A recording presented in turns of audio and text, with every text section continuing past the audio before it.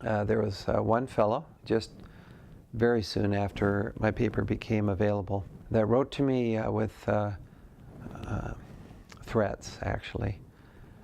And he said that what's at stake here is more important than any one man's career. And I'm pretty sure he's referring to my career. He also said that the pain involved in taking my paper offline would be much less than the pain that would follow if my paper were published. He said that my research challenging the official story would endanger people. They use the term endangerment. There are three groups of people that can do great harm. Those that are intentional adversaries, people that want to destroy our country. There are groups that intentionally aid adversaries, which would be considered traitors.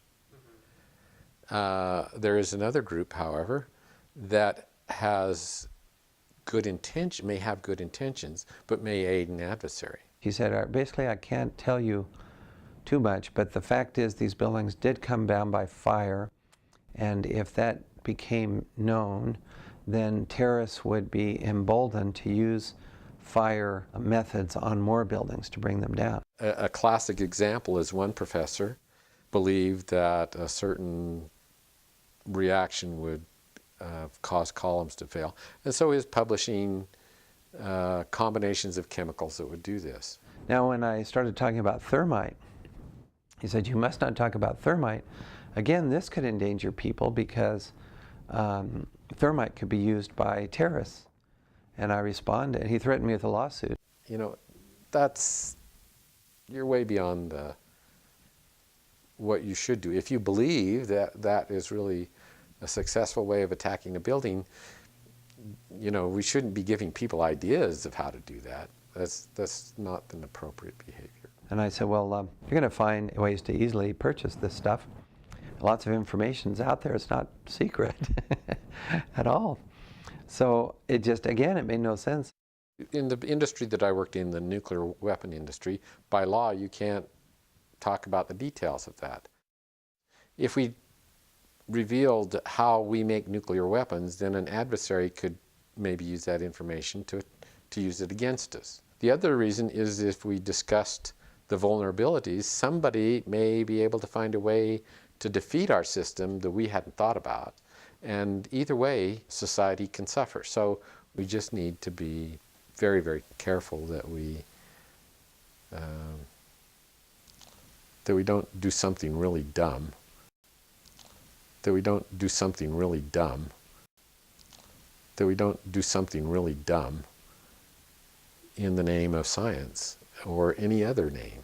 You know, we need to think about how we serve society. We need to think about how we serve society. We need to think about how we serve society. And our service to society is more important than what kind of name we make for ourselves, for example. How does it endanger people to say that explosives were the cause if explosives were not the cause, which was what he was arguing? So his logic just made no sense, but he used that very persuasively. Fire is the official story. That's the gist of it. And all the terrorists know that. And so if the official story is true, then the official story is what's endangering people, because they're saying that fire can result in collapse of building and loss of lives. Whereas my hypothesis is that fire can't do that. So anyway, he also then, after the threats didn't work, he offered some bribes, and he gave me 2 ideas for grants that he said he could almost promise would be funded by Homeland Security. Anyway, I wasn't interested in his bribe offers. Both of them had to do with fire as being the causative agent for the collapse of the buildings, and I would have to change research directions. He made that clear. And then I get all this money. Not attractive to me at all. Oh my. He also said, I have learned to appreciate the value of silence, even in the face of superior data. So he admitted my data was pretty good after some discussion. But he said, still, I've learned to appreciate the value of silence.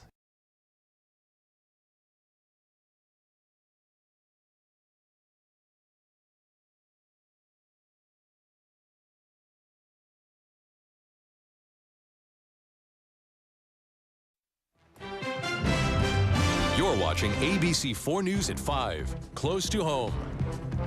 Good evening, everyone. A BYU professor is under investigation by the university for his controversial and some say flat-out crazy theories about the attacks on the World Trade Center 5 years ago. Dr. Stephen Jones is on paid administrative leave for what BYU officials call increasingly inflammatory accusations. I was put on administrative leave, which indeed was painful. And a little bit surprising, I must say.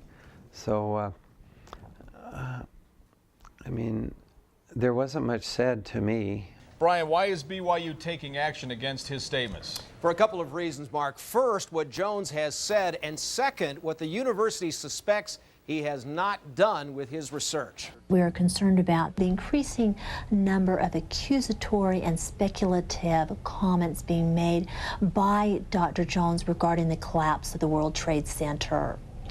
And the second involves a concern that Dr. Jones' work on this topic has not been published in an appropriate scientific venue. Dr. Jones has been at the BYU Department of Physics for 21 years.